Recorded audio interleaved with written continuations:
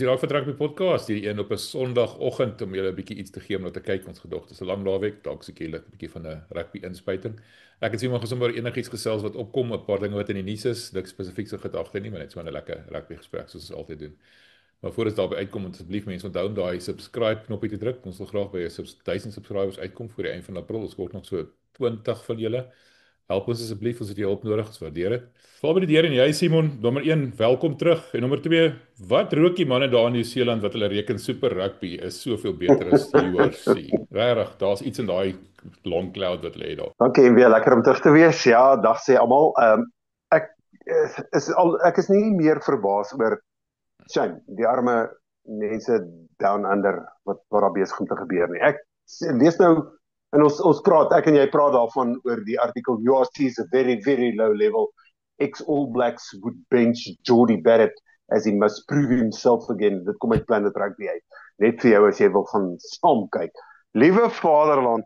Ja, soos jy sê, wat rook hy mense? Maar ek dink dis amper 'n situasie van jy is so verveeld, jy is so uit konteks uit met wat besig is om te gebeur in wêreldrugby met jou span, want daar's few and far between wat iets internasionaals gebeur wat van die noorde afkom na jou toe behalwe die kampioenskapsweker. Dat jy sulke nonsens begin praat. Ek dink 'n mens stop af. Dis baie soos in die apartheidstyd era gewees toe ons die Currie-beker was die hoogtepunt van alles gewees. Nie internasionale rugby gehad nie, die Currie-beker eindstryd op either Loftus of in Bloemfontein op Springbok Park nog in Bloemfontein of op Nieuweland. Dit was die hoogtepunt gewees van rugby. Ek is jammer die All Blacks is daar, die Nieu-Seelanders is daar. Ek dink 'n ander faktor ook MB. En ek het dit hier opgetel ook uit die opmerkings hier op die artikel. Nieu-Seeland het ewe skielik they had a look over the pond en toe sien hulle Australië is besig om hulle spanne en hulle ducks in 'n rou te kry vir die British and Irish Lions toer. En ewe skielik is Nieu-Seeland nou wat maak ons? Waar is ons?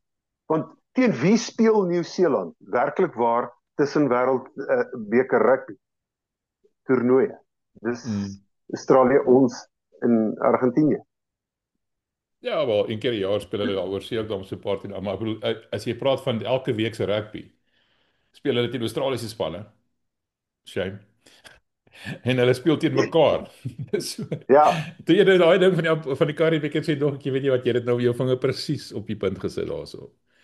Ons het nog die Currie-beker is soos die goudstandaard, dis die beste rugby se toernooi in die hele wêreld en toe kry ons 'n groot ontnigtering toe ons nou weer die wêreldrugby moet gaan speel. Ons is nie heeltemal so sleg. Die punt is net as jy in isolasie lewe en ek dink so 'n groot mate is dit seker maar daaronder in Nieu-Seeland in die gang is. Dan moet jy net maar seker maak of jy net die beste ding in die wêreld het of voorgee. Ek bedoel hoeveel afrigter of Nieu-Seeland het net al gesê dat hulle Suid-Afrika mis daar in Super Rugby nie, dat hulle daai hardheid mis en alles. Nou kom Suid-Afrika en almal stem saam dat die URC wat voor die Pro 14 was, is loshande nou 'n beter toernooi met Suid-Afrika daar binne-in. Almal speel beter, almal lig hulle spelpyl. En nou praat hulle sê die Champions Cup. Dis nou die spanne waar die kompetisie waar Toulouse en Leinster te mekaar speel is op dieselfde vlak as Super Rugby. Ag nee, regtig. Mens my die snaakste van alles is dis nou nie asof dit sommer enige hierjie is wat dit nou kwyt geraak het. Steven Donald wat met All Black was wat die wêreldbeker gewen het en natuurlik ons vriend Jeff Wilson. Ek bedoel maar daai ou ja. Ek dink hy sê van daai ouens soos Ben Smith wat net iets sê net om iets te sê of Matt Williams, jy weet. Ja. Net om in die hoofopskrif te wees. Ek kan eerlikwaar nie sê. Ek dink as die Bulle byvoorbeeld of selfs die Stormers môre daar opdaag en teen die Crusaders gaan speel, gaan daai Nieu-Seelanders inwees vir 'n verrassing. En ek sê hoekom. Jy weet van die Harry Index. Harry doen elke week die top klubspanne in die wêreld en die Nieu-Seelanders raak miskien hier in die buitewyke van die top 10 as hulle gelukkig is. Al die ander spanne is of Franse top 14 spanne of Engelse premierskapspanne of URC spanne. En hy kyk na baie faktore soos punteverskil en daai tipe goeters. Nee wat, ek dink ou Steven, jy moet maar vir 'n ander jobbie gaan soek. Hierdie kontroversieel wees vir die net om kontroversieel te wees is nie vir jou nie. Daar's twee goed wat ek wil sê. Ek wil nou gou uit die artikel uit weer aanhaal. And ek call them now, and ultimately the fact that guys are hardened having gone through a Super Rugby campaign and they were to come off back of what is going to be a challenging playoff series. And I'm very aanhaling. I look at this and I think he'll have to come back and prove himself once again. I probably know where Jordy Barrett. He's a player who would look at his 2024 and go, I'd like to have a bigger impact on the All Blacks in 2025 than I did that last season. Nou ja, dit mag vir verskeie ander redes wees, boonbehalwe die feit dat hy by Leinster speel. Ek kry amper so iets van dis amper so daar's sekere kinders wat jy op skool jammer gekry het vir verskillende redes. Nie moet jy gedink het jy is beter as daai kinders nie.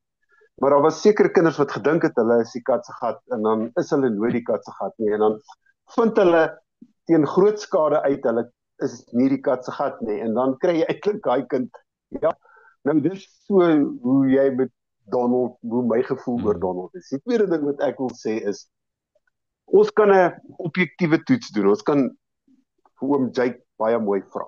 En sê oom Jake, jy wat nou die Brumbies afgerig. Sal jy nou sê wat is nou jou mening? Jy was nou daar. Jy het die Brumbies van niks na 'n baie kompeterende Super Rugby span gemaak. En jy's 'n wêreldbeker wenner in 2007 met die Springbokke. Wat dink jy van die? Dink jy nou is 'n All Black speler, enige speler, Pieter Steph het toe gaan speel in Japan. Hy haal die ouens uit met tackles soos wat hy in sy lewe nooit gedoen het nie, of lanklaas gedoen het. Het Japan hom nou sag gemaak, is omdat hy in Japan gaan speel. Dis mos 'n belaglike vergelyking om te maak. Die Nieu-Seelanders sukkel soms, en ek stem jou saam daar, jy wil graag kontroversieel wees, ou soos Donald. As jy daai tipe uitlatings maak, dan wys jy absoluut net jou onkunde. Dan wys jy's uitvoering uit met wat in internasionale rugby gebeur. As jy nie kan sê, jy bring vir Barrett terug, nadat hy in 'n kampioenspan soos Leinster speel nie, en jy wees maar te bly, jy bring 'n ou terug met wat 'n ander skillset gekry het, wat met 'n ander verfyning van rugby terug. Andrei praat baie keer daarvan, wanneer jy en Andrei in julle gesprekke is. Dan praat hy oor die ekstra verfyning wat daar kom, en die ekstra bydra wat dit vir 'n speler lewer, om 'n bietjie weg te gaan uit die fishbowl mold, en dis eintlik wat ek wil sê. Dis 'n fishbowl mold waarin Nieu-Seeland sit op die land. Dit is baie interessant as jy reken, die Super Rugby is so hard. Die Super Rugby het 14 wedstryde. Die RC-spanne speel, wat is dit, 18 wedstryde, plus hulle speel in die kampioenebeker, ten minste 4, as hulle nie deurdring, dis klaar op 20, en as teen wêreldklas spanne, as hulle meer speel, die Franse top 14 spanne speel 36 wedstryde, iets soos dit. Dis ook wel ook nie hulle beste spelers stuur Nieu-Seeland toe nie, want hulle stel meer belang in die kampioenebeker. Nou as jy dink, Frankryk stel meer belang in die kampioenebeker, die Championship, as wat hulle dan belangstel om teen die All Blacks te speel, sê dit al klaar vir jou baie. Ag nee wat, ek dink dis maar 'n storm in 'n teekoppie, maar ek het nou gister 'n bietjie met Hugo Kemp gesels, en daai onderhoud plaas ons maandagooggend hier op ons kanaal. Die mense, ek het nooit geweet dit so interessant oor gras te praat nie. Ek moet jou sê. Dit was nou vir my, jy moet daar nou kyk, Hugo is die operasionele bestuurder by die Bulle. Die Bulle het gunstiglik vir my gesê, ek mag met hom gesels, en hy het vir ons 'n klomp staaltjies vertel, die verskillende tipe grasse wat jy kry, hoe werk 'n 4G pitch, en al daai tipe dinge, maar jy het vir my ook 'n interessante storie vertel, in die dae van Barend van Graan, toe jy by die Bulle was, wat hulle ook 'n klomp gemors aangevang het by daai veld. Vertel my 'n bietjie daarvan. Ja, daar was 'n 4x4 vertoning, en dit is hierdie big, ek kan eers die term mooi onthou nie. The monster trucks, dankie. Die big monster trucks wat die spring en alles gemaak het. En Barend was nog hoofuitvoerende beampte, en ons sit 'n perskonferensie of 'n vergadering gehad daarna, en ons sit so, of ons staan so 'n koffie drink daar by die losie, presidentslosie, en ons staan so en kyk en uitkyk hier op Loftus, maar is so vaal Loftus, is so bruin Loftus. Dis na daai vertoning, kom ek wees nou respekvol teenoor ander sporte, na daai vertoning. En ek vra vir Barend nou, wat van die gras? Barend antwoord nie, nee, hulle sal maar moet regmaak. Stekeraars sal maar moet inkom. Toe is die hoofstadion, die stadion by Loftusversfeld waarin jy kyk, die heilige Loftus, lyk soos 'n grondpad in die Vrystaat. Dis iets ongeloofliks. Goed wat uitgery is en hulle moes heeltemal van voor af moes hulle natuurlik weer gras plant. Baie interessant, jy sou dalk by die ouens gehoor het ook dat die gras het net 'n sekere leeftyd. Die grasperk het net 'n sekere leeftyd. En dit gaan nie net oor die houe wat die grasperk vat nie. Dit gaan oor regtig maar net die natuurlike tipe leeftyd en die sekere soort gras wat hulle op Loftus plant. Daar's 'n sekere taaiheid, as ek dit van kan praat. 'n sekere soort inbreed in daai gras. En daai gras het net so lang leeftyd. Dit is nie soos jou grasperk by jou huis wat jy kan sny en kan bemes en sny en bemes en sny en bemes nie. Daai gras kan net so lank leef, dan is hy klaar, dan is hy verby. Dan moet jy vervang. Dit is baie interessant. Ek het nie geweet het nie. Die eerste koekoejoe in Suid-Afrika was op Loftus geplant. Het jy dit geweet? Nee, ek het nie dit geweet nie. Ja, Ook, gaat ons nog. en interessantheid ook, die sterkste boorgate, seker in Pretoria, wat jy kan kry, is by Loftus. Daar's boorgate wat gebore is. Ek het eendag by Nakabille met die oom wat die boorgate gebore het ek met hom gepraat en hy het vir my vertel van dat hy daar gaan sit het.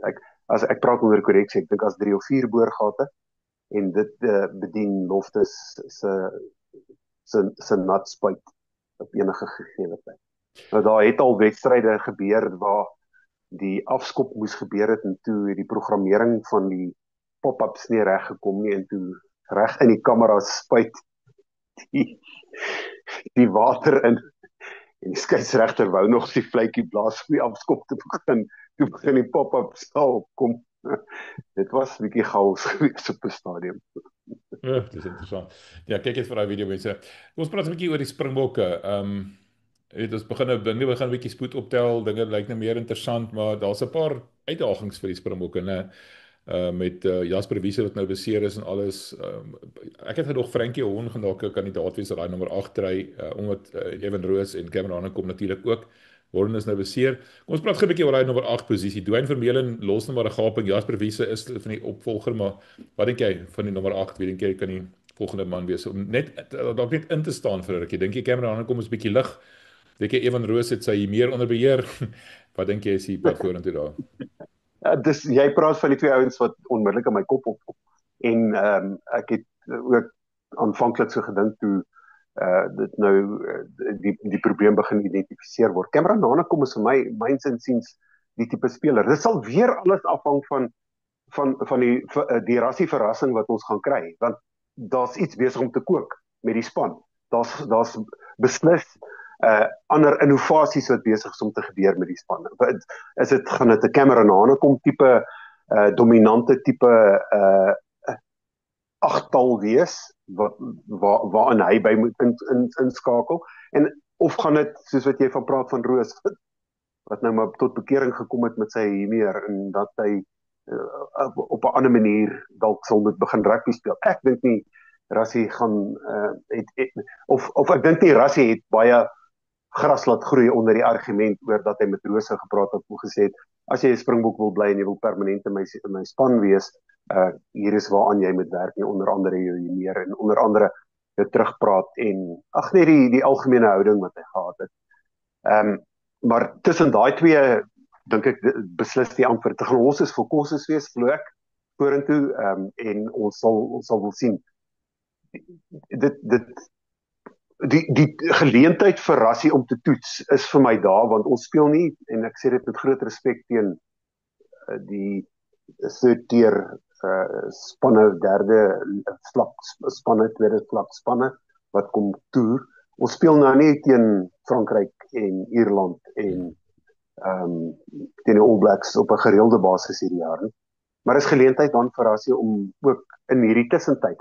En jy sal jouself daarin herinner, ons het op hierdie kanaal en op 'n paar ander kanale onder Megafoon Sport het ons ook al gepraat daaroor dat daar 'n tussenfase is, 'n baie groot tussenfase is en 'n belangrike tussenfase tussen wêreldbekers en dat ons nou onsself begin bevind in die middel van 2025 dat ons oorhel na 2026 se kant en dan gaan net 1 jaar oor. So is 'n jaar en 'n bietjie wat oor is, dalk 2 jaar wat oor is. Jy praat van minder as 24 maande wat dalk oor is voordat die volgende wêreldbeker weer op ons drempel is. En dis alles beplanningsfases en ons is vir kos is tipe ouens wat jy wil hê wat daar moet wees. So lang omal van woorde, dis my hande kom sal ek toe en roos. Weet my nou ons vriend Ragnar van Tonderson of Adslip Catch. Hy ken sy rugby. Ja. En hy skroom nie om aan te vat as jy iets sê wat hy nie mee saamstem nie. Ja, verseker. Hy het daar gesê, weet Cameron kom 6'4" lank en hy weeg 110 kg, maar mens kry die indruk hy's kleiner as die ander ouens. Nou, miskien omdat hy so rats is, atleties is. Ek dink Evan Roos lyk vir my in uitstekende vorm as jy kyk hoe lyk hy vandat hy terugkom van 'n besering af fisies nou. Hy lyk of hy baie hard gewerk het daaraan. Maar daar's 'n baie interessante ding wat sy kop het gesit oor die Sharks. En dis ook een van Ragnar se groot dinge wat hy hierdie week oor gepraat het. En hy het ook maar sê hy het gedoen om kontroversieel te wees. Sia speel op 8 by die Sharks. Maar die 8 Sharks, die Sharks 8 en die Springbok 8 nie heeltemal dieselfde. Dink jy die Sia kan werk by die 8 op 8 by die Sharks? Nee. Dink jy Sia kan werk op 8 by die Springbokke? Want dit kan ook sy leeftyd verleng 'n bietjie, weet, wat dink jy daarvan? Mag dalk 1 of 2 wedstryde daarmee eksperimenteer, maar hoekom sal jy met hom eksperimenteer as jy juis dan 'n Cameron Hanekom of 'n Evan Roos het wat jy juis in spel wil kry vir die groter wedstryde wat moet kom, vir die kampioenskapsbeker aan die einde van die jaar wanneer ons nou uiteindelik teen die All Blacks en bietjie Australië en teen Argentinië speel. So jy sal nie te veel wil wikkel rondom dit. Die kleiner geleenthede, ja, die kleiner wedstryde, die minder belangrike wedstryde, as ek dit onder in aanhalingstekens kan sit, daar is nie eintlik 'n minder belangrike wedstryd vir 'n Springbok om te speel nie. As jy daai try aantrek, is dit 'n belangrike wedstryd. So of jy nou teen Portugal speel en of jy nou teen die All Blacks speel, jy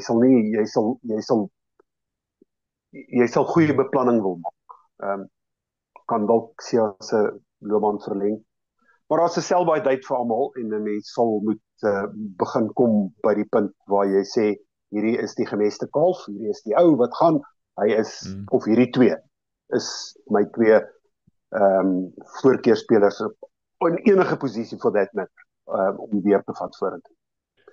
Die verskil is net die verskil is net as ons nou van agtal praat, dan praat jy en dis 'n heeltemal ander liga as jy voorrye praat en jy praat hakkers natuurlik, hulle het 'n langer leeftyd. Sê die hakker homself. Die voormalige hakker. Ek het so gelag, ek sien een van Toek se vriende sê hy is die vinnigste hakker wat hy nog ooit mee saam rugby gespeel het. Ons het 2 hakkers in ons geleedere mense. Simon en Toek is al 2 hakkers gewees. Maar jy gepraat van die meer, né? Kom jy nie agter dat ou Mapimpi en Amadeus daar baie kort lont nie. As jy net soms skeef kyk, dan spring hy op jou en hy ruk jou rond en alles. Dit kan 'n probleem wees vorentoe, wat dink jy? Dit kan. Nee, dit kan. Hy gaan die verkeerde skeieregter trek en dan gaan daar moeilikheid wees en dan gaan jy in die W sit. Maar Pimps moet maar 'n bietjie dink daaroor.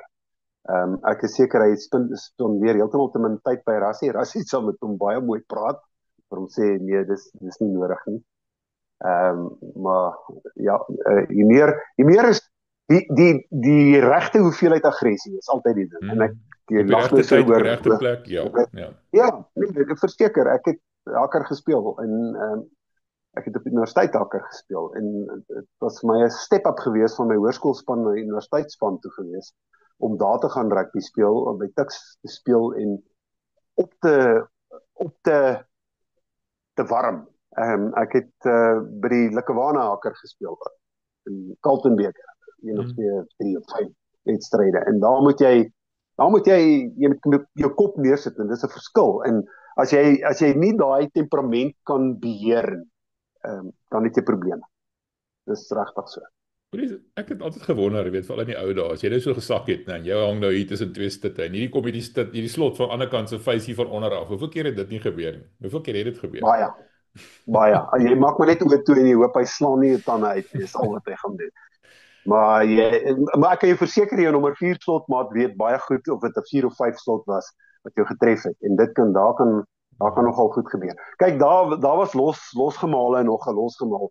Jy kon met jou nommer 9 of nommer 12 kon jy ingegaan het en jy kon die ou maar uitgehak het en dis wat hakkers gedoen het. Ons het daar ingegaan en as merke en plekke van borsbeen af tot boontoe was maar afgewees en het maar die houe gevat. Dis maar wat dit was. So ja, die inslaan ook. Ek is 'n groot proponent daarvoor dat inslaane beter beheer word. Dit was eintlik en dis ek praat uit die mond van Uli Schmidt voordat hy permanent opgehou speel het. Hy is vir my die ultimate hacker gewees in my era wat ek regtig begin groot oog kyk het na rugby. Ek het 'n paar keer met hom gepraat daaroor na 'n paar koues by Kunstklub en hy sê vir jou verduidelik het dat die gevaar is eintlik daai inslaan en die gewig op die inslaan. Die kontak en jy gaan verskillende weergawe daarvan hoor. Dit was altyd die indonder. Daar's nie 'n ander woord daarvoor. Het gehang en ingedonder. En dit was eintlik maar die groot probleem gewees ook op 'n skuif van die nek. En dat jy veral as haker loskop kan ook nogal redelik jy praat van beserings beheer. Ja, beserings opdoen. Vaskoppe, ja. Maar die beheer wat daar nou deesdae gedoen word, veral van skole rugby af om te sê daar mag ook nie beweeg in die skram nie. Die ouens se nekke is nog nie sterk, die spines is nog nie sterk genoeg, skouers is nog nie sterk genoeg nie. Dis alles goed wat jy uit ou tyd uit sou vat wat nou in moderne tyd beter werk. Dis nie alles dit was lekker rugby, dit was goeie rugby, dit was aanskoulike rugby. Dit was rugby wat jy het sterk soort manne gehad, jy het ouens met sterk skouers en sterk nekke gehad.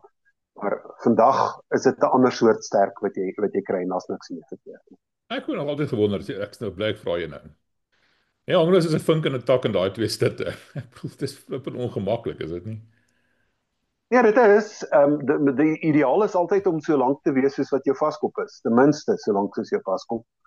Want jou vaskop anker die skram. Onthou, jy gaan bind aan die vaskop. Die vaskop gaan staan. En hy sê van hier op nie verder. En hy sal argumenteer met die skeieregter of dit is waar hy sy toon getrek het of nie. Hy sal net so een keer sê nee, maar en dan bind jy aan jou vaskop en jou bind aan jou vaskop is altyd verskriklik belangrik. En soos wat ek sê, as jy min of meer die lengte is van jou vaskop, jou loskop is altyd die ou met die nommer 1, kom ons praat net, die ou met die nommer 1 is die loskop. So jou loskop gaan altyd later bind en soos wat sy benaming is, hy gaan omdat hy buite die vaskop se kop bind aan die teenoorgestelde kant is sy kop los. So hy het 'n beter beheer oor waar hy is in die skram ook. Maar as jy soos 'n vink aan 'n tak gaan hang en jy is nou korter, dan sal die ouens maar 'n bietjie vorentoe crouch en dan 'n beter bind hê. Maar jou bind as hakker was altyd beter as jy regop staan, nie as jy gekruis is. As jy regop staan en dan bind. En dis hoekom jy deesdae in moderne van skole rugby af dat jy hakkers skryf wat min of meer dieselfde die hele voorry is min of meer dieselfde lengte en dieselfde bou en dan van daar af die bind te kry wat beter is en dan uit die bind uit van hakker na vaskop toe loskop dan daar staan die hakkerbind en dan ingaan. Dan daai secure bind te kry. Dis eintlik waaroor dit gaan.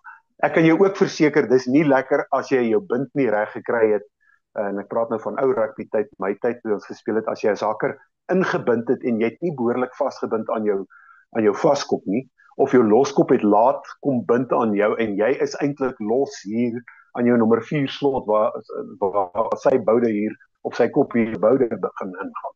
Dan jy swibel rond en jy het nie lekker beheer. Daai tyd het ons nog gehak vir 'n bal. Jy kon nog 'n vaskop haak. Jy het of gehak met 'n wegvoet. Nou so, ek gaan nou probeer demonstreer om my voete te wys. Ek gaan van die regterkant af gaan ek haak. Met my voet gaan ek as my skramskakel ingooi gaan ek haak. As ek vinnig genoeg kan haak, kan ek my voet voor daai hakker inkry en dan kan hy nie dan baie keer sal jy gehoor het 'n skeieregter praat van voet op. Dan is jou voet op voordat die bal ingekom het in die bek van die skram. Sommige hakkers het met dieselfde voet gehak en dan haak jy met die buitekant van jou voet, met ander woorde van jou klein toentjie se kant af. Dat jy anker dan met die regtervoet, en die regshandige is anker met die regtervoet, en dat jy jou linkervoet gebruik vir hak. Maar ek het altyd met my regtervoet gehak. Ek het 'n probleem gehad dat ek teen hakers gehak het wat met die linkervoet hak, links en regs hak, en dan ek moes net leer om vinniger te wees. So dis so dit eenvoudig is dit. Maar interessante ding terwyl ek daarvan praat ook. Hoe vinnig onthou jy toe ons gepraat het en Andre Watson het altyd daarvan gepraat in die begin, het hy gepraat oor die driepoot dat Stutte nie hulle hande meer kan gebruik reg in die begin, nie kan gebruik om te stabiliseer nie. En daar was baie kontroversie geweest oor dat Stutte nie reg sou kon stabiliseer nie. En ons het glad nie eers meer daai probleem nie. Stutte en die scrum tegniek het heeltemal verbeter dat Stutte kan die balans is nou beter van beide jou Stutte om dan nie om te tuimel na die linker of regterkant. Maar weer eens, kom terug na die flanke toe, as jy 'n flank het wat goed kan stabiliteit gee, kan lekker nommer 6 en 7 flank skouers kan insit om die stabiliteit by die skram te kry, dan het jy 'n beter ankerposisie en dit maak dit net makliker vir jou. Maar ja, die waarde van 'n moet nooit die waarde van 'n goeie vaskop onderskat. Ja, ramme vir Wilco. Ja, kyk. Ek het nooit vergeet die dag toe met Willem Strauss gepraat het, toe hy sê, toe Wilco die eerste keer in sy kantoor instap, toe raak het donker. Jy is een groot goeie genade, ek moet sê. Het is vir my altyd lekker om dit te sien, dis soos die naweekse rugby, die Bulls rugby, dat hulle aanvanklik, dit was nou uncontested scrums geweest, maar dat daar op 'n tyd in 'n plek scrums was, wat jy naderhand nie meer wil skram nie, en dis vir my altyd baie mooi, en dit is met die Bulls en met die Springbokke. Maar kom ons, terwyl ek daarvan praat, ek wil gou net, ons het nooit daaroor gepraat nie, Andrea Piardi wat bietjie deurmekaar geraak het met die reëls. Ja, daar by Munster, shame. Ja, by Munster, ja. Hulle het in hulle bier gestik daaroor, hulle Guinness. Dis tog. En nou word Andrea Piardi gestraf, hy kry nie 'n wedstryd hierdie naweek. Nou, maar kyk, hy het droog gemaak, maak geen fout nie. Ek bedoel, dit is so. Ek bedoel, as dit met die Bulle gebeur het, of met die Slommers gebeur het, enige as so ons 'n kleintjie gekry het daaroor. So, wees nou maar regverdig. Ek bedoel, hy was nie reg nie, dit was verkeerd. Maar aan die ander kant, die Bulle is ontneem van 'n groot wapen van hulle. So, jy weet, wat het ons nou verloor, wat het hulle verloor? Die feit die saak is, 'n skeieregter moet beter wees as dit. En ek sien, Tappa Henning het ook iets te sê daar. Hy is die hoof van die URC skeieregtersvereniging. Hy het gesê, hulle moes die wedstryd gestop het en seker gemaak het, dit sal nie weer gebeur nie. Maar dit is die tweede keer wat dit ten minste gebeur in hierdie URC seisoen, hè. Dit het al 2 keer. Kan jy glo? Hierdie keer was dit 14 minute, die vorige keer was dit 4 minute. En ek sê weer, as dit met enige een van ons Afrikaanse spanne gebeur het, het ons absolute oorval gekry. So ons moet aanvaar, minste was bietjie ingedoen daar. Maar dink ook maar dat jy net gesê dankbaar hulle van nie teen Wilke toe gaan skram as dit nou onnodig is nie, regtig waar. Maar ja, ek stem saam met jou. Seker. Dis 'n storie. Gepraat van skeieregters. En Nigel Owens daai daar van sy melkplaas daar in Wallis Ernston, hulle weet, daai Frans mannetjie wat so flou geval het toe hy kamstig in die ou vasgehard het, hy sê ons het 'n onmiddellike rooi kaart gegee. Ek sien die Frans mannetjie het nou om verskoning gevra, het besef ja, ek het nou 'n bietjie te ver gegaan daar. Wat dink jy van hierdie nuwe sokker ding wat in sy kop uitsteek wat almal nou maak hulle kort weer 'n slag aan Nigel Owens. Almal van ons onthou. Ek kan nie die wedstryd spesifiek onthou nie wie dit was nie, wat Nigel Owens so eenvoudig net gesê het, die sokkerstadion is so 'n paar blokke af onder toe. Ja. En hy het dit sonder emosie gesê. Daar's 2 goed wat ek daaroor wil sê, hierdie wat ek nou net gesê het, dat Nigel Owens sal uitkom en hy sal verseker daaroor 'n eier lê en 'n goed hardgebakte eier lê. Maar 'n mens vergeet ook oor 'n ou soos wat Nigel Owens, hy's op die agtergrond, maar dat hy wel nog invloed het in wêreld rugby en in wêreld rugby se skeieregterskap. Dis vir my baie goed om dit te sien. Dat daar word definitief nog aandag gegee aan sy menings. Kyk, Terrassie wou hom gehad het as 'n konsultant voor verlede jaar of voor die vorige keer se wêreldbeker toernooi en hy was nie beskikbaar gewees nie. Rugby brein, 'n man met 'n rugby brein, ook een van die skaars rugby persoonlikhede wat hy ook in 'n leeftyd sal kry. Ek het ongelooflike respek vir hom. Hy verstaan die wedstryde, hy verstaan die spel, hy verstaan die posisies, hy verstaan hy het 'n rugby brein. Dis eintlik al wat ek wil sê. So ja, ek dink net dit gaan daar gaan 'n tyd aan 'n plek kom dat skeieregters maar moet sê stop hierdie nonsens van die sokker gaan rondval en rond krioel hier op die grond. Dis rugby. Onthou jy Nick White en Faf, was dit Faf? Ja. Faf in sy snor geraak het. Het Faf nie 'n geel kaart gekry daar nie? Faf het 'n geel kaart gekry. Faf het 'n geel kaart gekry daar. En die belaglikheid daar was op almal se gesigte te lees en te sien.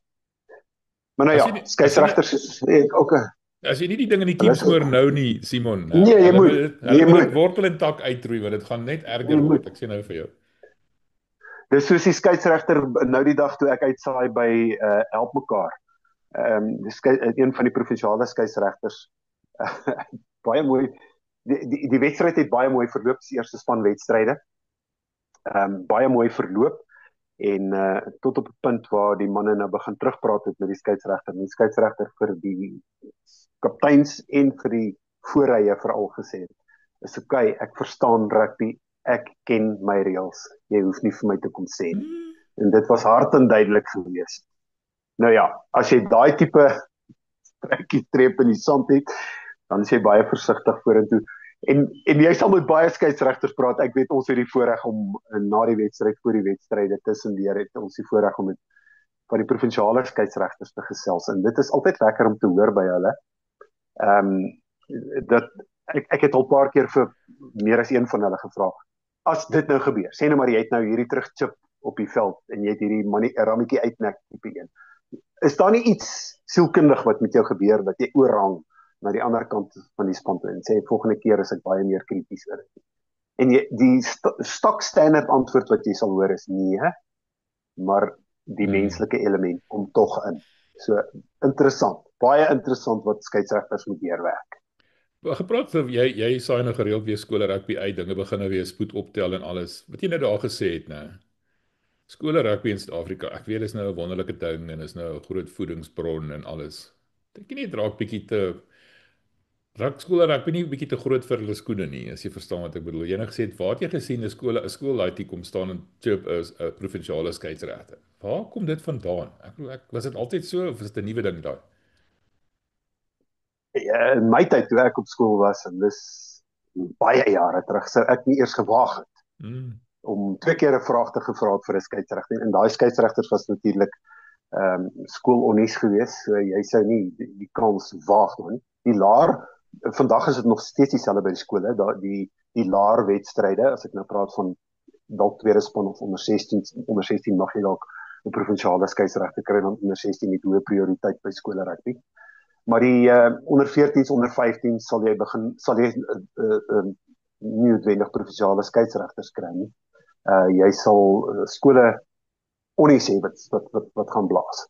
Jy moet net by 'n punt in 'n plek kom waar jy sê dit is wat toelaatbaar is of en wat nie toelaatbaar is nie.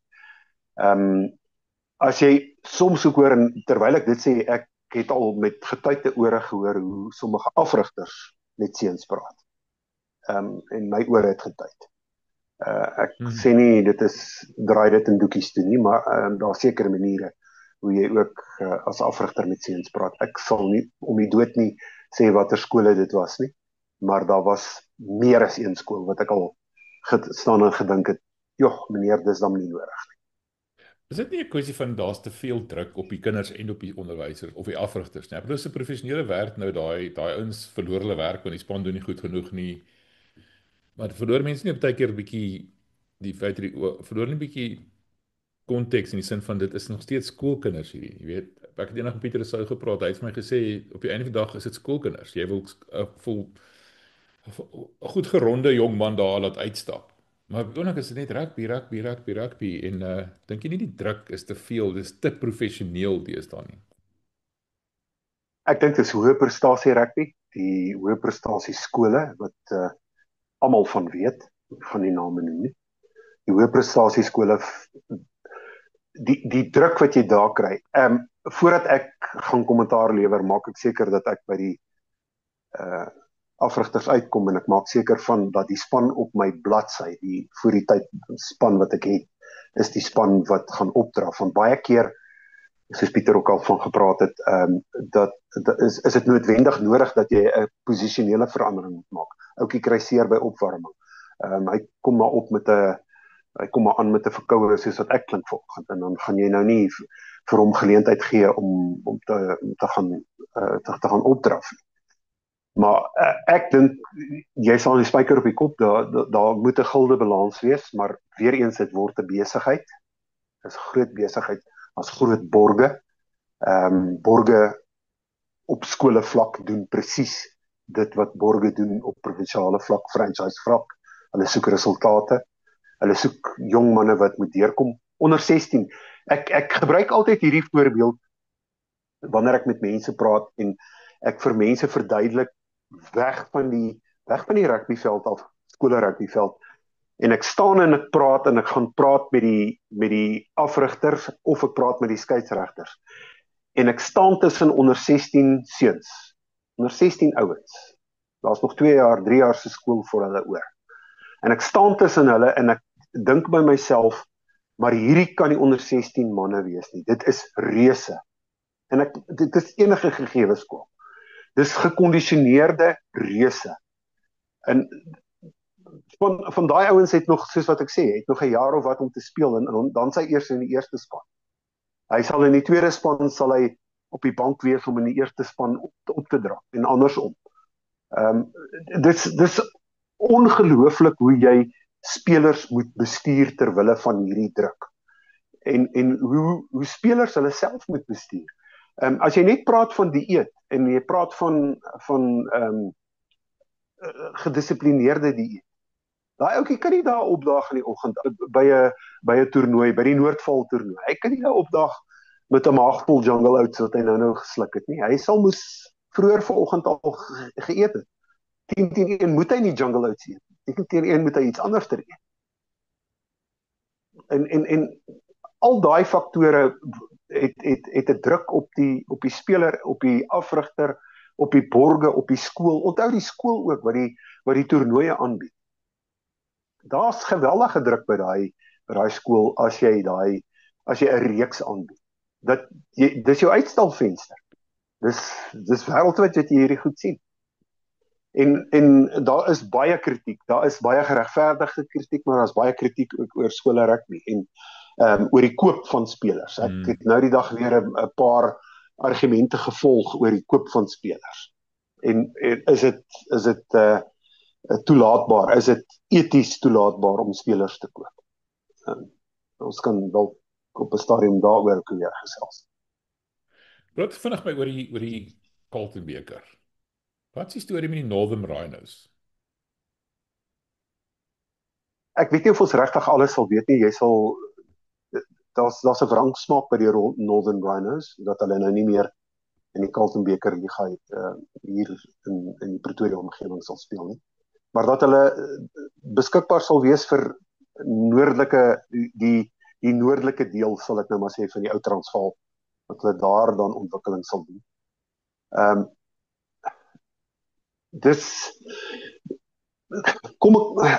Ek wil dit so diplomaties as moontlik stel.